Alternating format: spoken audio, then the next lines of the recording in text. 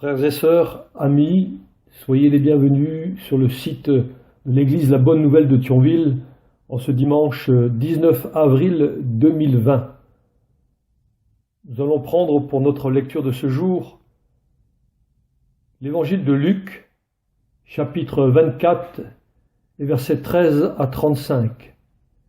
Et nous y verrons les deux disciples d'Emmaüs sur un chemin de découverte. Vous avez certainement déjà partagé avec une personne un fait ou une situation qu'aucun de vous ne comprenait, tout en refusant de rechercher les causes possibles de vos incompréhensions respectives. Ça s'annonce déjà bien, n'est-ce pas? Mais vous comprenez bien qu'en restant sur votre position, vous ne pouvez pas changer. Puis, un jour, vous faites une rencontre, et cela transforme votre vision des choses, et même plus, cela transforme votre vie. Et justement, je vous invite à faire cette rencontre. C'est pourquoi nous allons prendre ce passage dans la Bible en Luc, chapitre 24, versets 13 à 35. Mais avant de le lire, je voudrais vous présenter Luc. Luc, qui est médecin, et il a entrepris de faire un travail de journaliste d'investigation concernant Jésus. C'est pourquoi Luc a fait des recherches. Il a interrogé des témoins oculaires, il a écouté le témoignage des disciples, il a vérifié les faits, et en fin de compte, il a rassemblé tout cela dans une documentation pour construire un récit de la vie de Christ. Et son métier de médecin fait que c'est avec une certaine rigueur qu'il va nous révéler l'histoire d'une rencontre entre deux disciples et Christ ressuscité. D'ailleurs, Luc est le seul à nous rapporter ce fait détaillé dans les évangiles. Lisons Luc, chapitre 24, versets 13 à 35. Je fais la lecture. Et voici, ce même jour, deux disciples allaient à un village nommé Emmaüs, éloigné de Jérusalem de 60 stades, et ils s'entretenaient de tout ce qui s'était passé. Pendant qu'ils parlaient et discutaient, Jésus s'approcha et fit route avec eux. Mais leurs yeux étaient empêchés de le reconnaître. Il leur dit : « De quoi vous entretenez-vous en marchant ?» Et s'arrêtant, l'air attristé, l'un d'eux, nommé Cléopas, lui répondit : « Es-tu le seul qui, séjournant à Jérusalem, ne sache pas ce qui est arrivé ces jours-ci ? » « Quoi ? Leur dit-il. Et ils lui répondirent : « Ce qui est arrivé au sujet de Jésus de Nazareth, qui était un prophète, puissant en œuvre et en parole devant Dieu et devant tout le peuple, et comment les principaux sacrificateurs et nos magistrats l'ont livré pour le faire condamner à mort et l'ont crucifié. Nous espérions que ce serait lui qui délivrerait Israël. Mais avec tout cela, voici le 3e jour que ces choses se sont passées. Il est vrai que quelques femmes d'entre nous nous ont fort étonnés. S'étant rendues de grand matin au sépulcre et n'ayant pas trouvé son corps, elles sont venues dire que des anges leur sont apparus et annoncé qu'il était vivant. Quelques-uns de ceux qui étaient avec nous sont allés au sépulcre. Ils ont trouvé les choses comme les femmes l'avaient dit, mais lui, ils ne l'ont point vu. Alors Jésus leur dit : « Ô hommes sans intelligence, et dont le cœur est lent à croire tout ce qu'ont dit les prophètes, ne fallait-il pas que le Christ souffre ces choses et qu'il entre dans sa gloire ? Et commençant par Moïse et par tous les prophètes, il leur expliqua dans toutes les Écritures ce qui le concernait.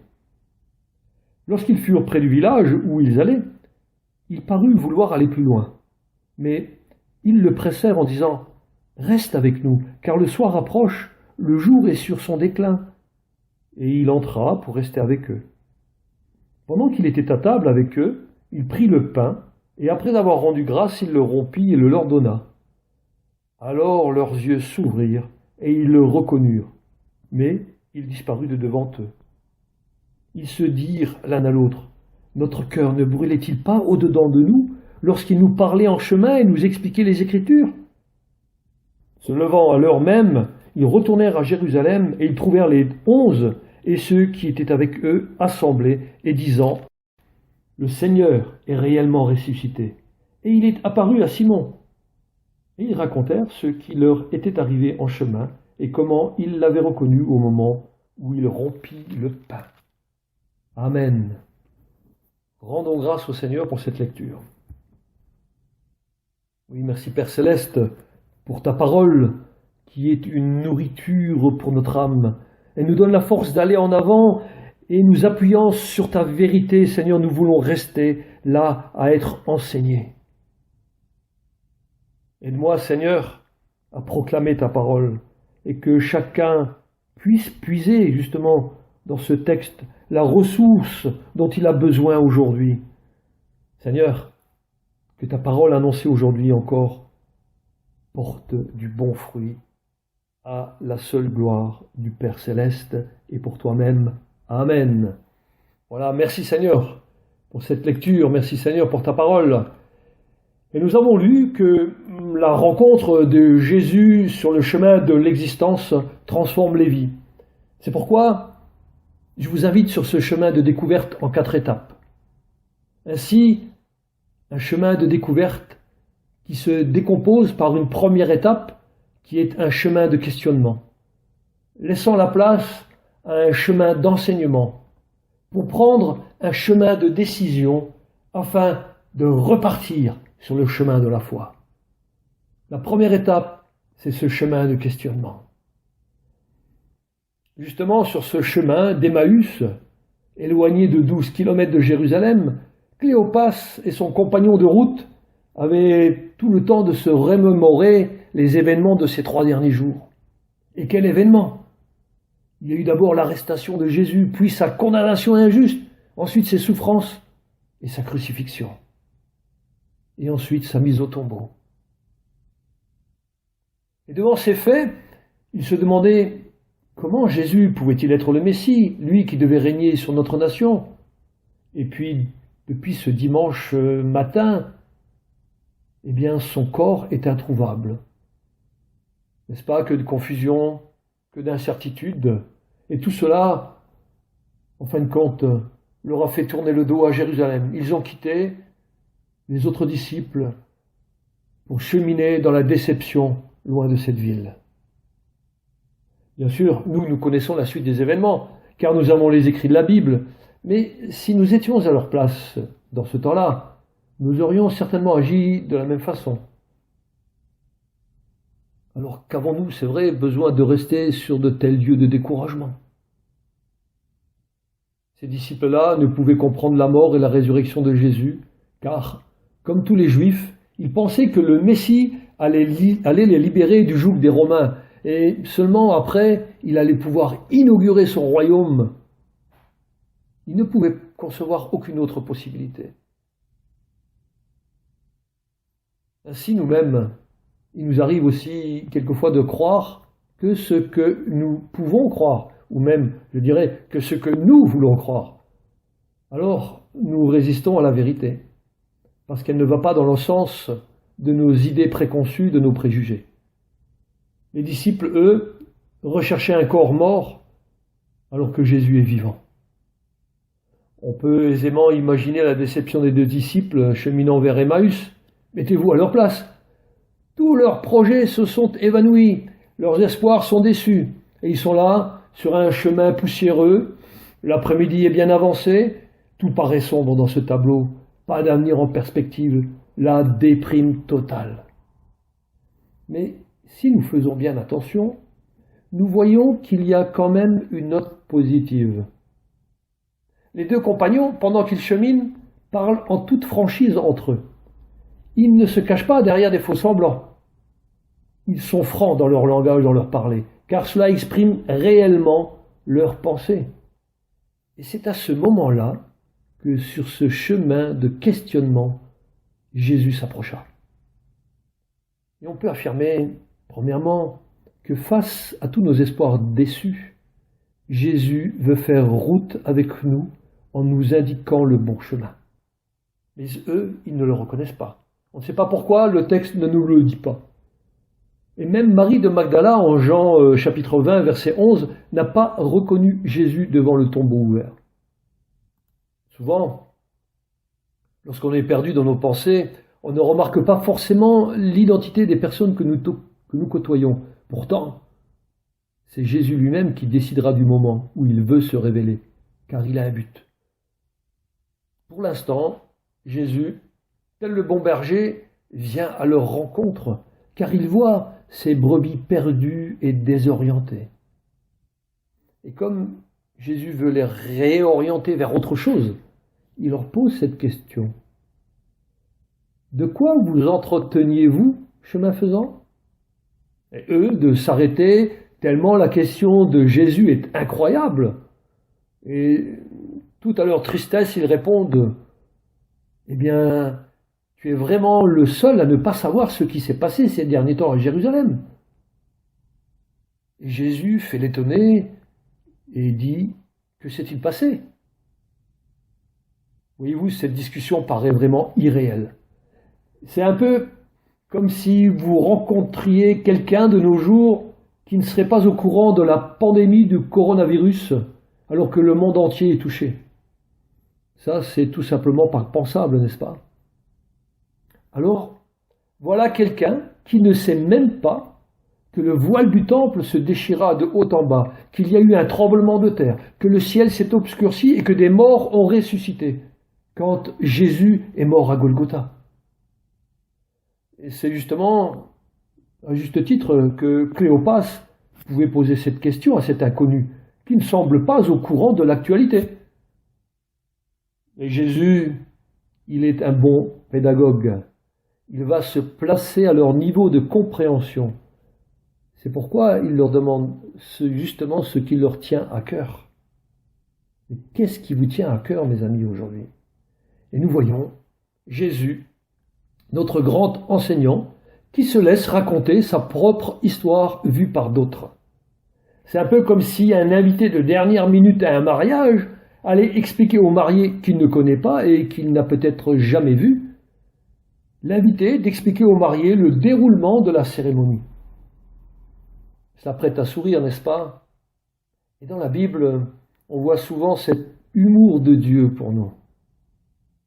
Ainsi, les disciples vont relater les faits, et ils commencent par rendre témoignage à Jésus comme un prophète et un homme de bien devant Dieu et les hommes, puis de parler du jugement expéditif commis par les représentants du peuple et de la crucifixion de cet homme Jésus qui n'a fait que du bien et auquel on n'a fait que du mal.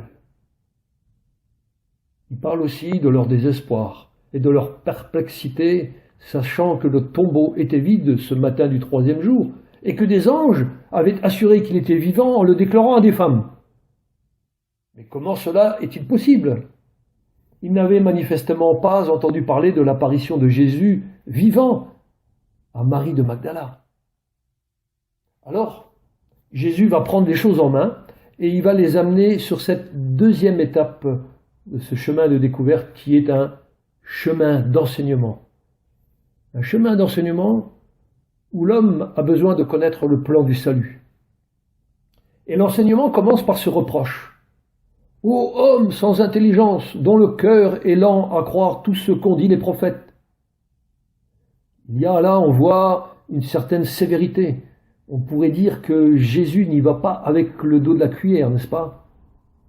Et par ces termes, Jésus souligne que dans le cœur de l'homme, il y a un manque d'intelligence pour comprendre les choses de Dieu, et aussi une lenteur du cœur à développer la foi dans ce que les prophètes ont dit.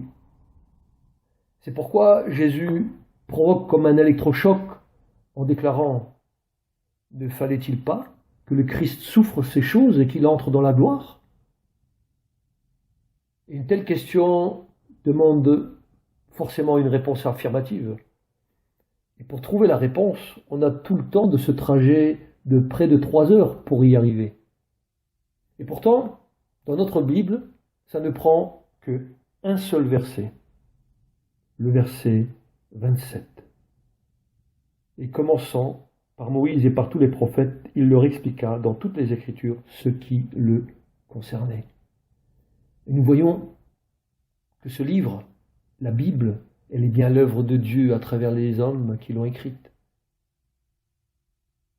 comment condenser en un seul verset des choses que nous mettrions 3 heures, une journée, des journées, une semaine, un mois peut-être à expliquer, et peut-être même plus et davantage à comprendre. Nous voyons que ce livre, en fin de compte, c'est bien l'œuvre de Dieu. Et on va y prendre justement quelques versets dans différents livres où quelques-unes de ces choses concernant Jésus ont été annoncées de façon prophétique. Prenez premièrement le livre des Psaumes, chapitre 40, versets 7 à 9, où le psalmiste dit ceci.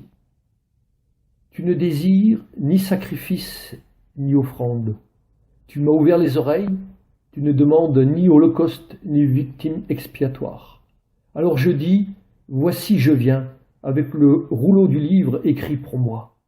Je veux faire ta volonté, mon Dieu, et ta loi est au fond de mon cœur. » Jésus veut bien nous faire comprendre que quand le psalmiste dit « Tu m'as ouvert les oreilles », ce n'est justement qu'une image qui présente l'obéissance et la consécration totale de Jésus. Et cela a été aussi cité en Ésaïe 52 à partir du verset 13, ainsi que toute Ésaïe 53, où est annoncée l'œuvre rédemptrice du serviteur souffrant. Oui, Christ a réellement acheté nos vies par le prix de sa vie offerte. Et nous allons le lire au chapitre 53 d'Ésaïe, le verset 11 et 12. Lisons Ésaïe 53, versets 11 et 12, certainement ce verset qui a été donné aux 2 disciples. Et Jésus parle de lui-même, il disait « À cause du travail de son âme, il rassasiera ses regards. Par sa connaissance, mon serviteur juste justifiera beaucoup d'hommes et il se chargera de leurs iniquités. C'est pourquoi je lui donnerai sa part avec les grands. Il partagera le butin avec les puissants parce qu'il s'est livré lui-même à la mort et qu'il a été mis au nombre des malfaiteurs, parce qu'il a porté les péchés de beaucoup d'hommes et qu'il a intercédé pour les coupables. » Oui, Christ est mort pour toi, mon ami, il est mort pour moi, il est mort pour nous. Mais ce texte démontre aussi que le Seigneur avait décidé par lui-même d'aller jusqu'au bout de son engagement. Et c'est par un choix vraiment libre et résolu que Christ accepte le passage par la souffrance allant jusqu'à la mort, odieux sur le bois de la croix, afin que nous soyons rachetés de la dette du péché par la rançon de sa vie donnée pour nous. Il a aussi donné certainement ce texte où Jésus est dans le jardin de Gethsémanée, qui nous est raconté en Marc 14, 36. Il disait « Abba, Père, toutes choses te sont possibles. Éloigne de moi cette coupe. Toutefois, non pas ce que je veux, mais ce que tu veux. » Et par cela, Christ montre qu'il avait pleinement conscience de sa mission et il l'assumait pleinement, car c'est pour cela qu'il est venu, pour boire la coupe de la colère de Dieu, que nous méritions à cause de nos péchés. Mais lui, il l'a pris, lui, afin que nous subissions pas cette colère. Nous avons là tout un sujet de rendre grâce à Dieu. Et Jésus, lui, pour démontrer que sa mort n'est pas un accident de parcours, a certainement aussi cité Zacharie 12, 10. Je le répète, il a certainement dû citer Zacharie chapitre 12, 10, où Dieu dit « Ils tourneront les regards vers moi, celui qu'ils ont percé. » Et voyez-vous, en précisant « moi », Dieu affirmait clairement la doctrine de l'incarnation de Jésus, Jésus étant Dieu. Et les 2 hommes sont certainement interpellés. Toutefois, Jésus montre qu'il s'intéresse à eux, comme d'ailleurs à chacun de nous. Il ouvre le dialogue par des questions auxquelles il invite chacun à réfléchir dans l'éclaircissement des Écritures. De même, vous qui êtes un auditeur en ce jour, Jésus désire que vous le découvriez, vous aussi, dans la Bible, la parole de Dieu. Et pour ce faire, regardons comment Jésus procède avec ses disciples. Le Maître va poser premièrement les fondamentaux de la parole de Dieu en leur donnant un enseignement stable, fidèle à la vérité. Et Commençant par Moïse, qui est le père de la loi, Jésus va souligner qu'il est venu, lui, non pas pour abolir la loi, mais pour l'accomplir. C'est pourquoi sur la croix, avant de rendre l'Esprit, il a pu dire « Tout est accompli ». On trouve cette phrase en Jean 19, 30. Et dans cette phrase toute simple, toutes les prophéties de l'Ancien Testament concernant la souffrance du Messie ont été accomplies. Les souffrances de Christ reflètent la réalité du plan du salut. Jésus va démontrer que le plan divin a été arrêté de toute éternité et cela avait pour but le salut de toute l'humanité par Jésus-Christ et non pas seulement d'Israël. Alors là, ça a de quoi bouleverser aussi cette compréhension pour ces hommes qui sont nés dans une nation et qui ont vécu dans ces communautés d'Israël. Oui, même les païens ont accès au salut par Christ. Nous allons regarder quelques passages qui nous parlent de cela. Il y a le passage du proto-évangile en Genèse 3, verset 15, où Dieu affirme prophétiquement par les écrits de Moïse que Satan et les non-croyants mettraient à mort la descendance d'Ève, c'est-à-dire Jésus, mais que cette descendance ressusciterait après avoir accompli librement l'œuvre du salut. Oui, parce que Christ fallait qu'il accomplisse d'abord l'œuvre du salut, afin que nous puissions aussi un jour ressusciter avec Christ, puisque Christ est ressuscité. Ainsi, tous ceux qui croiront en Christ seront sauvés et ressusciteront pareillement. Il y a aussi cette question qui est posée en Ésaïe 53, verset 8, qui doit nous interroger, nous interpeller. Et parmi ceux de sa génération, qui a cru qu'il était retranché dans la terre des vivants et frappé pour les péchés de son peuple? Oui alors, qui a cru à cela? Quelle est la réponse? Eh bien, c'est simple, personne. Puisque jusqu'à ce stade de Luc chapitre 24, pas même les deux disciples sur le chemin d'Emmaüs n'avaient cru que Jésus devait mourir pour les péchés du peuple. De même, personne ne pouvait croire que le tombeau ne pouvait le retenir. C'était une chose impensable pour eux. Et pour étayer ces 3 jours au tombeau, Christ a dû leur rappeler ce qu'il avait déjà dit, et cela nous les est présenté en Luc chapitre 11, verset 30. Je cite, « Car de même que Jonas fut un signe pour les Ninivites, de même le Fils de l'homme en sera un pour cette génération. » Oui, naturellement, on pourrait citer d'autres passages, mais ce dernier précise qu'étant donné que Jonas était sorti vivant du poisson au bout de 3 jours, de même, cela préfigurait la résurrection de Christ. Quelle réaction devaient avoir ces gens quand ils ont entendu parler de ça? Alors, si aujourd'hui tu es peut-être comme ces 2 marcheurs, tu es dans l'incertitude de ce que tu dois penser de Jésus, Dieu veut te faire comprendre que dans la lassitude de ta vie, dans le découragement, tu n'es pas seul. Car même si tu ne vois pas Jésus de tes yeux, il est pourtant bien là à tes côtés. Car il veut cheminer avec toi. Sache que Jésus te cherche. Il veut te conduire à le découvrir dans sa parole, qui est la Bible. Jésus veut que tous aussi nous saisissions cette vérité que l'Esprit communique par le ministère de sa parole. La foi vient de ce que l'on entend, et ce que l'on entend vient de la parole de Dieu. Et si les disciples ne peuvent reconnaître Jésus malgré son enseignement, c'est que le Maître a encore une leçon de toute importance à donner. Jésus démontre en fait clairement que la relation avec lui ne se fait plus par la vue, mais par la foi. C'est pourquoi il ne permet pas aux disciples de le reconnaître.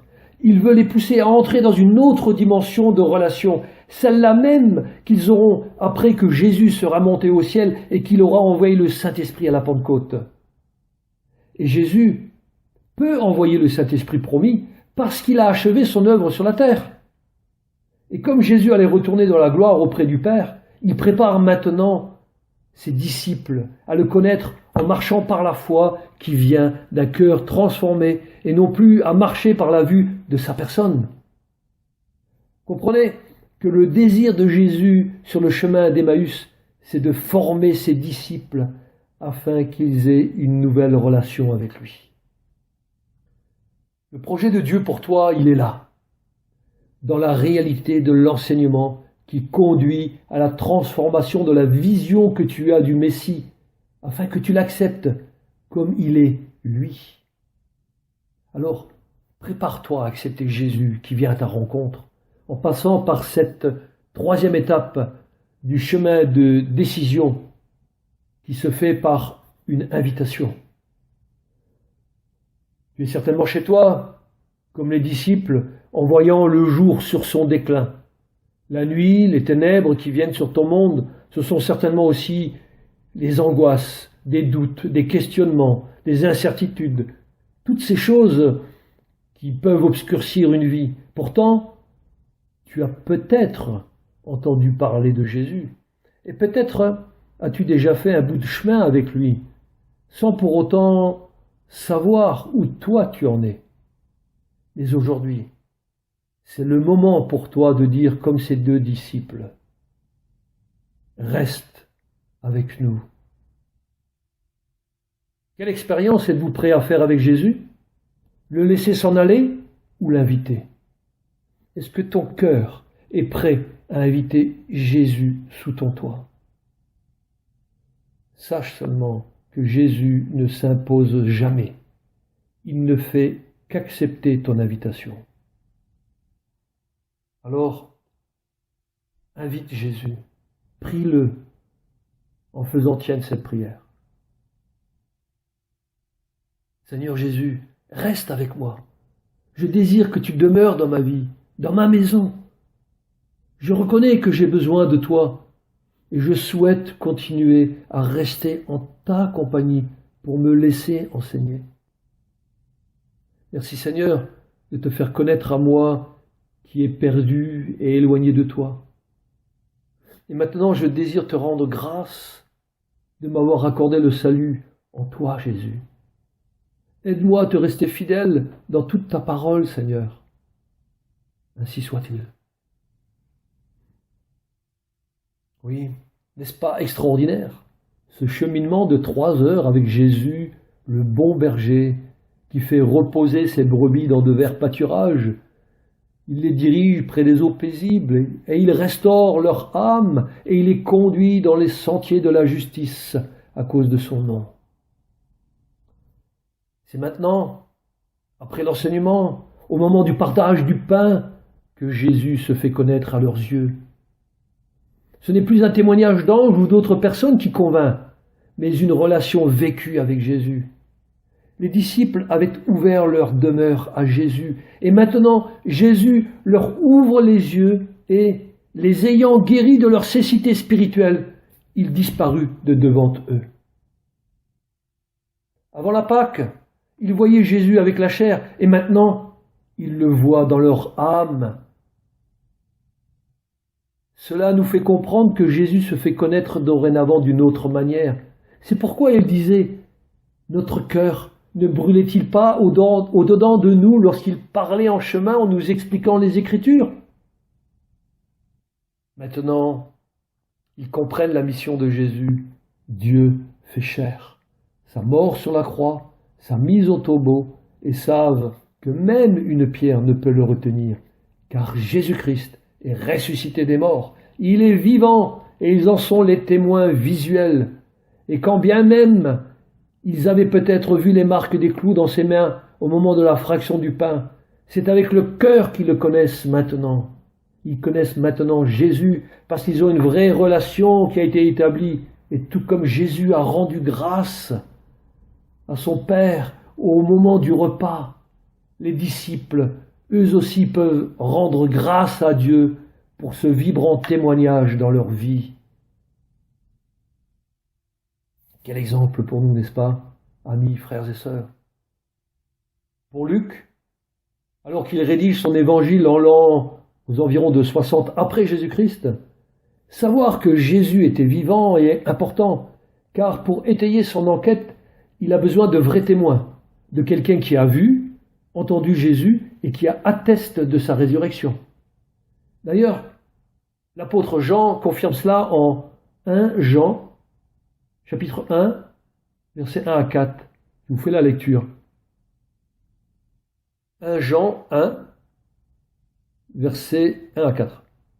Ce qui était dès le commencement, ce que nous avons entendu, ce que nous avons vu de nos yeux, ce que nous avons contemplé et que nos mains ont touché concernant la parole de vie, et la vie a été manifestée. Et nous l'avons vue et nous lui rendons témoignage et nous vous annonçons la vie éternelle qui était auprès du Père et qui a été manifestée.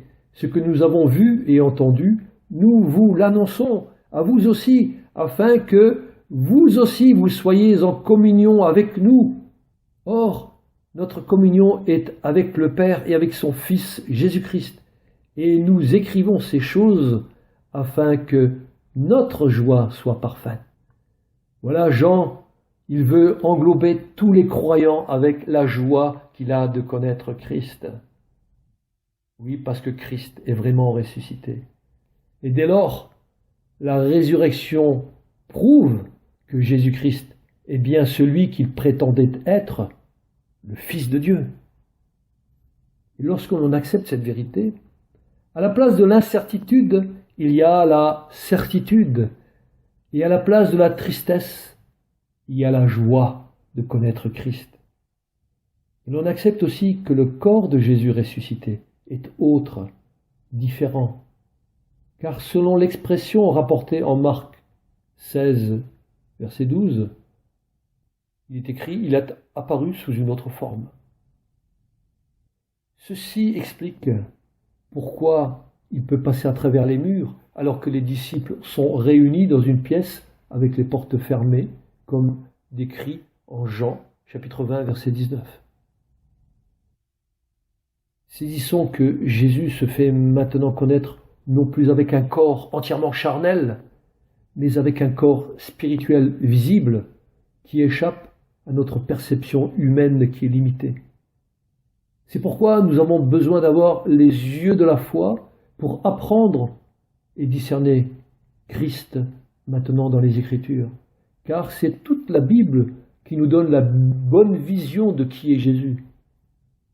Alors, si au début les disciples cheminaient dans le questionnement, maintenant le désespoir a laissé la place à l'espérance. Ainsi, Dieu veut transformer ton chemin de tristesse, de perplexité en chemin de foi. C'est ce qui nous amène à cette dernière étape du chemin de la foi. Jésus est là. Il te pose la question. De quoi parles-tu sur ton chemin? Avec qui t'entretiens-tu pour ta foi? Et avec quoi nourris-tu ta foi? Est-ce avec des impressions, des émotions, des discussions ou des disputes de mots? Est-ce avec quelqu'un qui, comme toi, ne discerne pas vraiment les fondamentaux de la parole de Dieu? Cléopas, dans toute sa réflexion, disait en fin de compte « Je nourris ma foi de ce que j'ai vu » et Jésus de lui répondre « Regarde à comment tu dois vivre ta foi. Car ma mort n'est pas une défaite, puisque ma résurrection est une victoire. Alors vis une vie de foi dans la victoire de Christ. » Et voyez-vous, chers amis, n'oubliez jamais que ce qui est vrai sur le plan humain l'est d'autant plus sur le plan spirituel, car c'est de ce que vous nourrissez que vous vivrez. Alors nourrissez-vous de ce qui va élever votre foi, et non pas de ce qui va vous mettre à plat. Nourrissez-vous des bons enseignements en creusant les Écritures, en ne restant pas dans une foi superficielle. N'ayez aucune crainte. Jésus veut vous faire cheminer du doute, de l'incompréhension à la maturité de la foi. C'est pourquoi ne reste pas à Emmaüs, mais retourne à Jérusalem. Fais comme les 2 disciples, quitte le questionnement et va rejoindre les frères et les sœurs dans la foi en Christ seul. Comme dans Luc, chapitre 24, les 3 versets de 33 à 35. Écoutez ce qui se dit. Se levant à l'heure même, ils retournèrent à Jérusalem et ils trouvèrent les 11 et ceux qui étaient avec eux assemblés et disant « Le Seigneur est réellement ressuscité et il est apparu à Simon. » Et eux, ils racontèrent ce qui leur était arrivé en chemin et comment ils l'avaient reconnu au moment où il rompit le pain.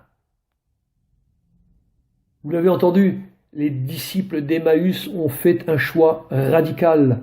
Ils retournent à Jérusalem dans l'assemblée et vont annoncer à leur tour leur propre expérience de leur rencontre avec Jésus.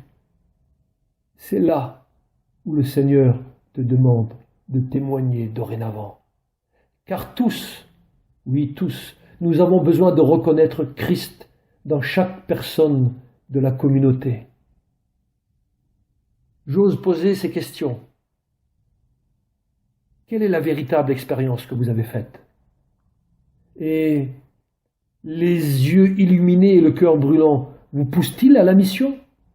Et puis encore, sommes-nous des témoins, des compagnons de route de Jésus, aussi bien dans notre vie personnelle que dans notre vie de couple, que dans notre vie relationnelle et dans notre vie d'église? À toutes ces questions, pouvez-vous y répondre? Alors aujourd'hui, vous qui entendez ce message, sachez que Jésus continue à s'approcher de tous ceux qui sont en questionnement, parce que Jésus s'intéresse à tous. Dans ce que nous avons vu, il y a aussi ce mot d'envoi de la part de Jésus qui est adressé à ceux qui sont affermis. Montrez le chemin à celui qui se dispose à être disciple. Car le vrai disciple, ce n'est pas celui qui sait, mais celui qui démontre son intérêt pour le projet du Maître, et ceci dans le projet de vie de l'autre. Voyez-vous, le chemin d'Emmaüs est un chemin de retour à l'essentiel. C'est le chemin où Jésus forme les ouvriers pour sa moisson. Alors, quitte Emmaüs pour retourner à Jérusalem, car c'est le lieu où Jésus veut te rencontrer dans la communion des frères et des sœurs. Amis, ne restez pas dans le doute. Si vous avez des questions, vous pouvez les poser sur le site de l'Église ou par téléphone. On vous dirigera dans la parole de Dieu afin que vous puissiez vous-même trouver les réponses. Et c'est la mission que Jésus a donnée à l'Église. Et aussi celle de faire des disciples en leur donnant le bon enseignement.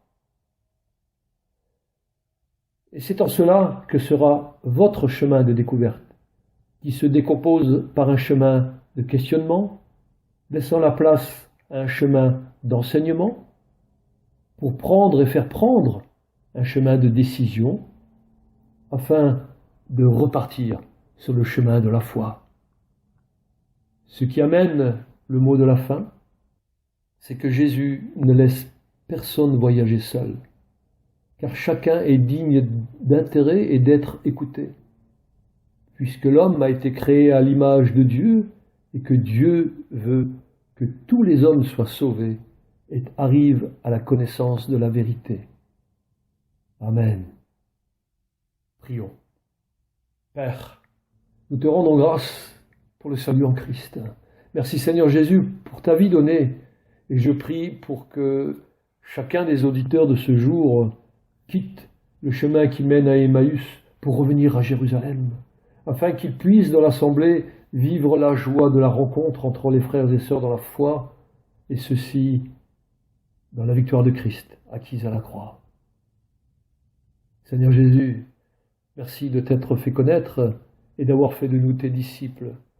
Merci d'illuminer les yeux de notre cœur par ta lumière et que par ton Saint-Esprit nous puissions porter en nous ta puissance de vie. Et je prie aussi que nos sens soient éveillés pour être attentifs et actif pour la gloire de Dieu notre Père. Amen. Voilà, frères et sœurs, amis, chers auditeurs, c'est le moment de se quitter. Soyez bénis et que dans ce temps de confinement, la grâce et la paix du Seigneur accompagnent chacun de vous sur ce chemin de foi. À bientôt, Dieu voulant.